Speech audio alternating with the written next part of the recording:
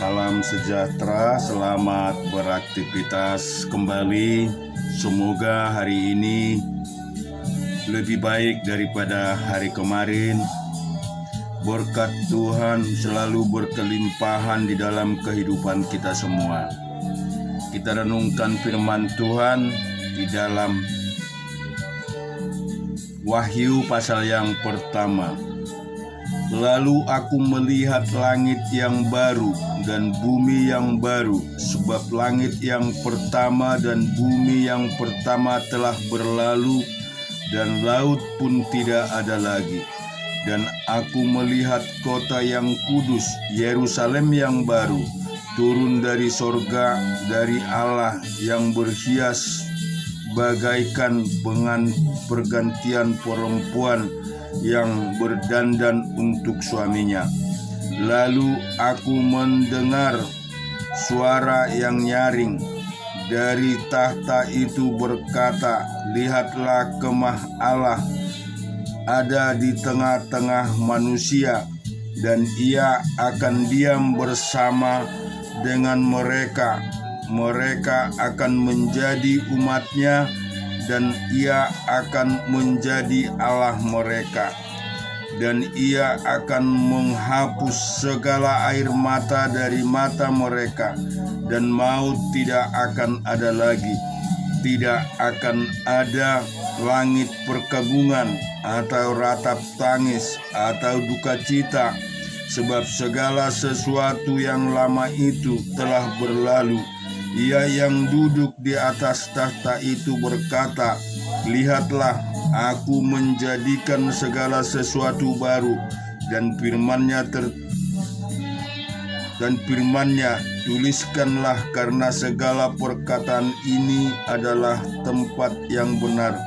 Firman-Nya lagi kepadaku, "Semuanya telah terjadi. Aku adalah Alfa dan Omega,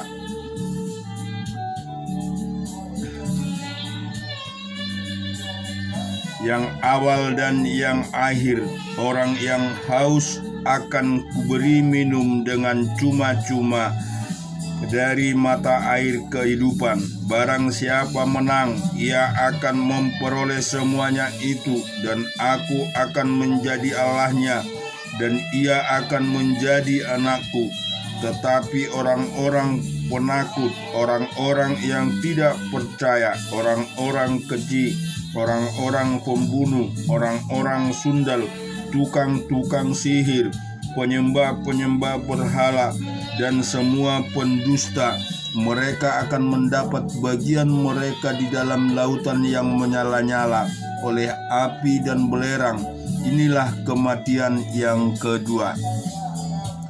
Maka datanglah seorang dari ketujuh malaikat yang memegang ketujuh cawan yang penuh dengan ketujuh malapetaka terakhir itu. Lalu ia berkata kepadaku, katanya, "Marilah ke sini, aku akan menunjukkan kepadamu pengantin perempuan mempelai anak domba." Lalu di dalam roh ia membawa aku ke atas sebuah gunung yang besar lagi, tinggi, dan ia menunjukkan kepadaku kota yang kudus itu, Yerusalem, turun dari sorga dari Allah. Kota itu penuh dengan kemuliaan Allah, dan cahayanya sama seperti permata yang paling indah, bagaikan permata yapis, jernih seperti kristal. Dan temboknya besar lagi tinggi, dan pintu gerbangnya 12 buah. Dan di atas pintu-pintu gerbang itu ada 12 malaikat, dan di atasnya tertulis nama ke-12 suku Israel. Di sebelah timur terdapat 3 pintu gerbang, dan di sebelah utara 3 pintu gerbang, dan di sebelah selatan 3 pintu gerbang, dan di sebelah barat 3 pintu gerbang. Dan tembok kota itu mempunyai 12 batu besar, dan di atasnya tertulis ke-12 nama ke-12 rasul anak domba itu. Dan ia yang berkata dengan aku mempunyai suatu tongkat pengukur dari emas untuk mengukur kota itu serta pintu-pintu gerbangnya dan temboknya. Kota itu bentuknya 4 persegi, panjangnya sama dengan lebarnya, dan ia mengukur kota itu dengan tongkat itu 12.000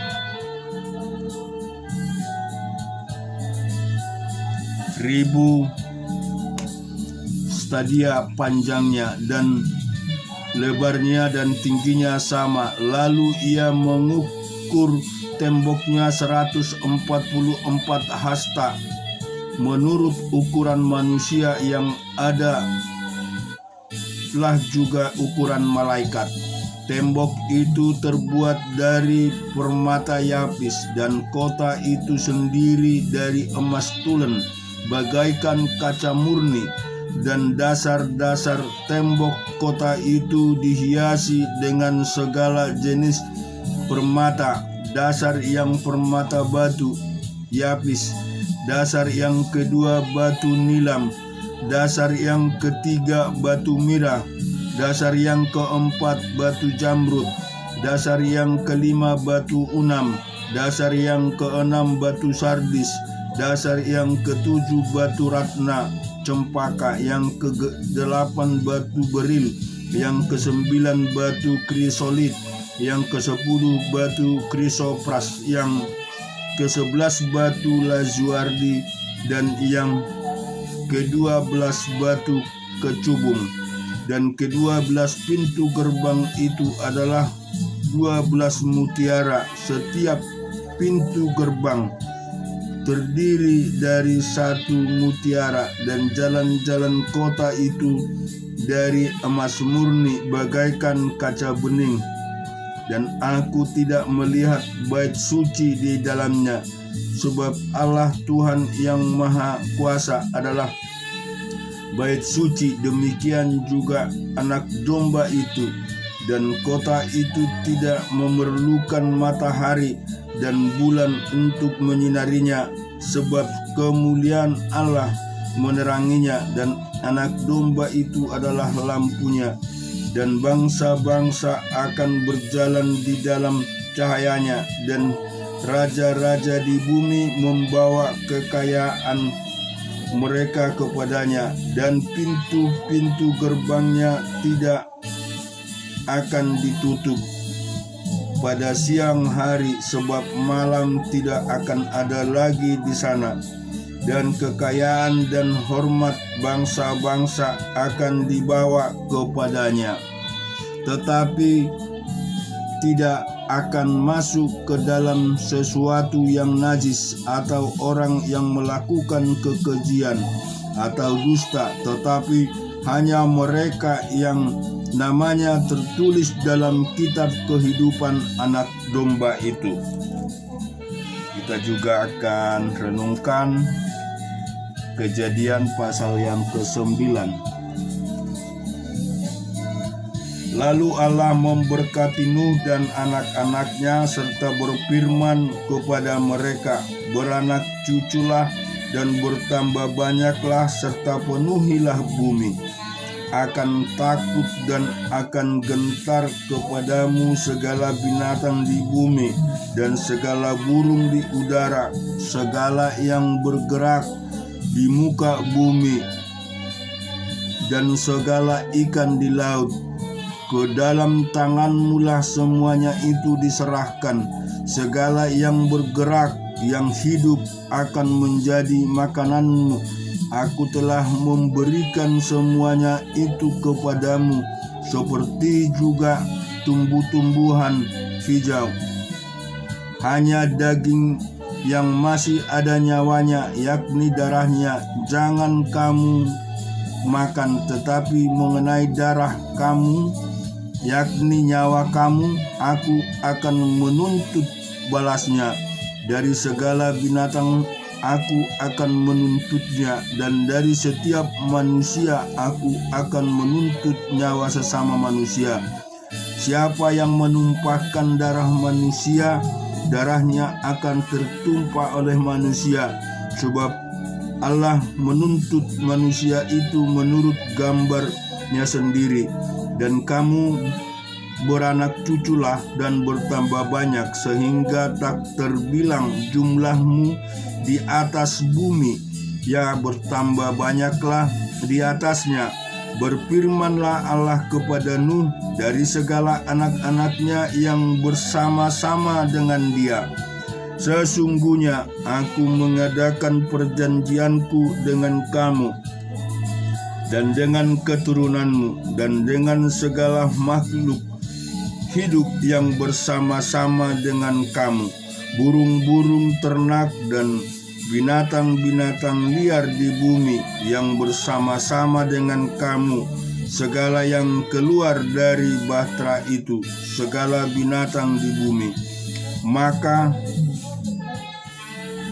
kuadakan perjanjianku dengan kamu, bahwa sejak ini tidak ada yang hidup yang akan dilenyapkan oleh air bah lagi, dan tidak akan ada lagi air bah untuk memusnahkan bumi.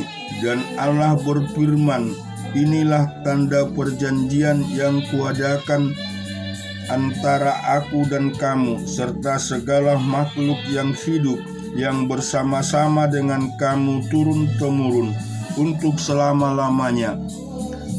Busurku kutaruh di bawah supaya itu menjadi tanda perjanjian antara aku dan bumi. Apabila kemudian kudatangkan awan di atas bumi dan busur itu tampak di awan, maka aku akan mengingat perjanjianku yang telah ada antara aku dan kamu serta segala makhluk yang hidup, segala yang bernyawa, sehingga segenap air tidak lagi menjadi air bah untuk memusnahkan segala yang hidup. Jika busur itu ada di awan, maka aku akan melihatnya, sehingga aku mengingat perjanjianku yang kekal antara Allah dan segala makhluk yang hidup, segala makhluk yang ada di bumi. Berfirmanlah Allah kepada Nuh, inilah tanda perjanjian yang kuadakan antara aku dan segala makhluk yang ada di bumi. Anak-anak Nuh yang keluar dari bahtera ialah Sem, Ham, dan Yafet. Ham adalah bapa Kanaan. Yang ketiga inilah anak-anak Nuh, dan dari mereka inilah tersebar penduduk seluruh bumi. Nuh menjadi petani. Dialah yang mula-mula membuat kebun anggur. Setelah ia minumlah anggur, mabuklah ia dan ia telanjang dalam kemahnya. Maka Ham, bapa Kanaan itu melihat aurat ayahnya.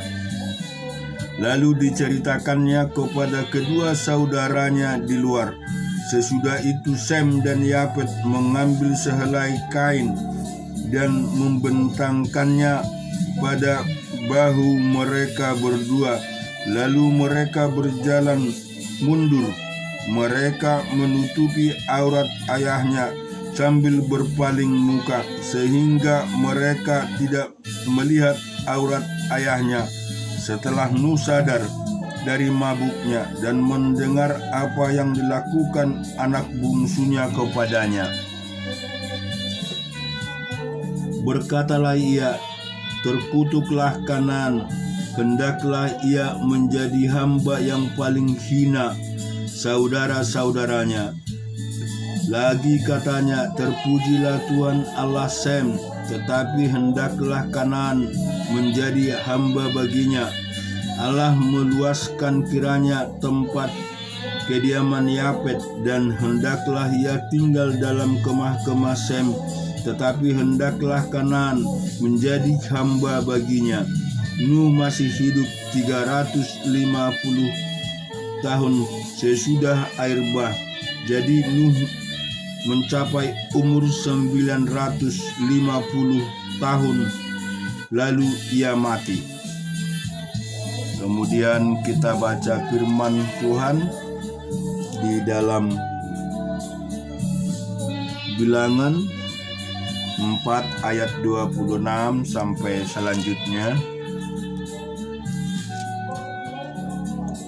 Layar-layar pelataran dan tirai pintu gerbang pelataran yang ada sekeliling kemah suci dan mezbah dengan talinya dan segala perkakas untuk pekerjaan jabatan mereka, dan mereka harus melakukan segala tugas yang perlu berkenan dengan semuanya. Seluruh pekerjaan jabatan Bani Gerson harus dilakukan sesuai dengan perintah Harun dan anak-anaknya, yakni segala tugas pengangkatan barang dan pekerjaan jabatan itu. Kamu harus membuat mereka menanggung jawab atas segala yang harus diangkat mereka. Itulah tugas kaum-kaum Bani Gerson di kemah pertemuan. Mereka harus mengerjakannya di bawah pimpinan Itamar, anak Imam Harun. Itu orang Merari harus kau catat menurut kaum-kaum yang ada dalam puak mereka. Catatlah mereka yang berumur 30 tahun ke atas sampai yang berumur 50 tahun, yakni setiap orang yang kena wajib tugas supaya mereka melakukan pekerjaan jabatan pada kemah pertemuan. Inilah yang wajib diangkat mereka berhubung dengan seluruh pekerjaan jabatan mereka di kemah pertemuan, papan-papan kemah suci, kayu-kayu lintangan, tiang-tiangnya, alas-alasnya, tiang-tiang pelataran sekelilingnya, alas-alasnya, patok-patok dan tali-talinya, serta segala perkakasnya, semuanya termasuk tugas mereka dengan terperinci. Haruslah kamu tunjukkan perkakas yang wajib diangkat mereka. Itulah tugas kaum-kaum Bani Merari, yakni seluruh pekerjaan jabatan mereka di kemah pertemuan yang harus dilakukan di bawah pimpinan Itamar, anak Imam Harun. Demikian Musa dan Harun dengan para pemimpin umat Israel mencatat Bani Kehat menurut kaum-kaum yang ada dalam puak mereka, yakni orang-orang yang berumur 30 tahun ke atas sampai yang berumur 50 tahun, setiap orang yang kena wajib tugas berhubung dengan pekerjaan jabatan di kemah pertemuan. Maka jumlah pencatatan mereka menurut kaum-kaum mereka ada 2.750 orang. Itulah orang-orang yang dicatat dari kaum-kaum Rehat, semua orang yang melakukan pekerjaan jabatan di kemah pertemuan, yakni mereka yang dicatat oleh Musa dan Harun sesuai dengan titah Tuhan dengan perantaraan Musa. Bani Gerson yang dicatat menurut kaum-kaum yang ada dalam puak mereka, yaitu orang-orang yang berumur 30 tahun ke atas sampai yang berumur 50 tahun, setiap orang yang kena wajib tugas berhubung dengan pekerjaan jabatan di kemah pertemuan. Jadi mereka yang dicatat menurut kaum-kaum yang ada dalam puak mereka berjumlah 2.630 orang. Itulah jumlah pencatatan kaum-kaum Bani Gerson, semua orang yang melakukan pekerjaan jabatan di kemah pertemuan, yakni mereka yang dicatat oleh Musa dan Harun sampai dengan titah Tuhan. Bani Merari yang dicatat menurut kaum-kaum yang ada dalam puak mereka, yaitu orang-orang yang berumur 30 tahun ke atas sampai yang berumur 50 tahun, setiap orang yang kena wajib tugas berhubung dengan pekerjaan jabatan di kemah pertemuan. Jadi mereka yang dicatat menurut kaum-kaum mereka berjumlah 3.200 orang. Itulah jumlah pencatatan kaum-kaum Bani Merari, yakni mereka yang dicatat oleh Musa dan Harun sesuai dengan titah Tuhan dengan perantaraan Musa. Semua orang Lewi yang dicatat oleh Musa dan Harun dengan para pemimpin Israel menurut kaum yang ada dalam puak-puak mereka, yakni orang-orang yang berumur 30 tahun ke atas sampai yang berumur 50 tahun, setiap orang yang wajib melakukan pekerjaan jabatan di kemah pertemuan dan pekerjaan pengangkatan barang.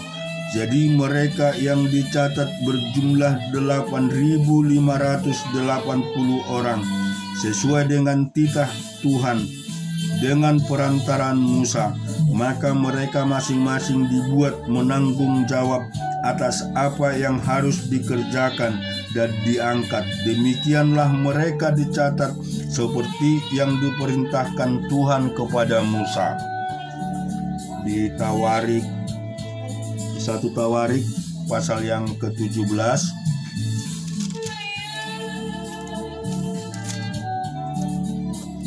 Setelah Daud menetap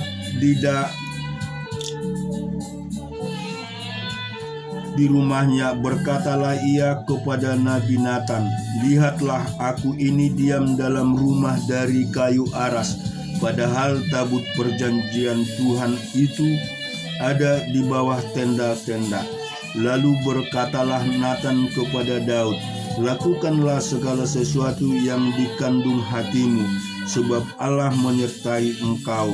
Tetapi pada malam itu juga datanglah firman Allah kepada Nathan demikian, "Pergilah, katakanlah kepada hambaku Daud, beginilah firman Tuhan, bukanlah engkau yang akan mendirikan rumah bagiku untuk didiami. Aku tidak pernah diam dalam rumah sejak aku menuntun orang Israel keluar sampai hari ini. Tetapi aku mengembara dari kemah ke kemah dan dari kediaman ke kediaman. Selama aku mengembara bersama-sama seluruh orang Israel, pernahkah aku mengucapkan firman kepada salah seorang hakim orang Israel yang kuperintahkan menggembalakan umatku, demikian, mengapa kamu tidak mendirikan bagiku rumah dari kayu aras? Oleh sebab itu beginilah kau katakan kepada hambaku Daud, beginilah firman Tuhan semesta alam, akulah yang mengambil engkau dari padang ketika mengiring kambing domba untuk menjadi raja atas umatku Israel. Aku telah menyertai engkau di segala tempat yang kujalani dan telah melenyapkan segala musuhmu dari depanmu. Aku akan membuat namamu seperti nama orang-orang besar yang ada di bumi. Aku akan menuntun tempat umatku Israel dan akan menanamkan sehingga ia dapat diam di tempatnya sendiri dengan tidak lagi dikejutkan dan tidak pula ditempatkan oleh orang-orang lalim seperti dahulu. Sejak aku mengangkat hakim-hakim atas umatku Israel, aku akan menundukkan segala musuhmu. Juga aku beritahukan kepadamu, Tuhan akan membangun suara keturunan bagimu. Apabila umurmu sudah genap untuk pergi mengikuti nenek moyangmu, maka aku akan mengaktifkan keturunanmu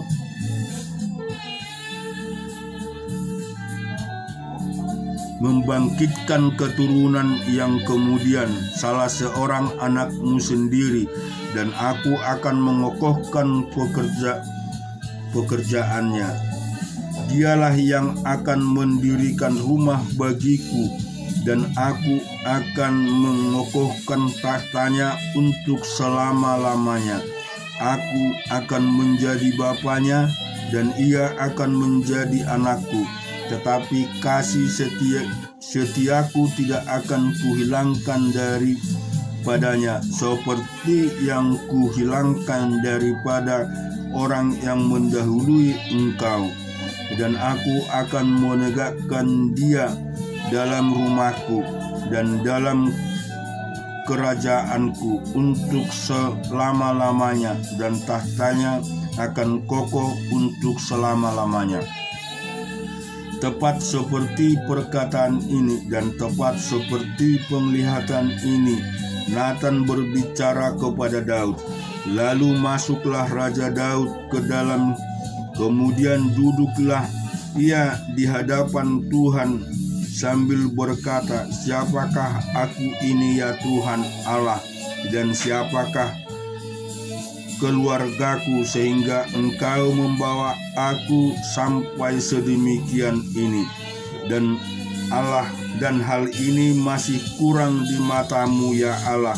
Sebab itu engkau telah berfirman juga tentang keluarga hambamu ini dalam masa yang masih jauh, dan telah memperlihatkan kepadaku serentetan manusia yang akan datang ya Tuhan Allah. Apakah lagi yang dapat ditambahkan Daud kepadamu dalam hal engkau memuliakan hambamu ini? Bukankah engkau yang mengenal hambamu ini, ya Tuhan, oleh karena hambamu ini? Dan menurut hatimu engkau telah melakukan segala perkara yang benar di dalam pemberitahuan segala perkara yang besar itu. Ya Tuhan, tidak ada yang sama seperti engkau, dan tidak ada Allah lain. Engkau menurut segala yang kami tangkap dengan telinga kami. Dan bangsa manakah di bumi seperti umatmu Israel, yang halnya seperti pembebasan menjadi umatnya untuk mendapat nama bagimu dengan perbuatan-perbuatan yang besar dan dahsyat, dan dengan menghalau bangsa-bangsa dari depan umatmu yang telah kau bebaskan dari Mesir.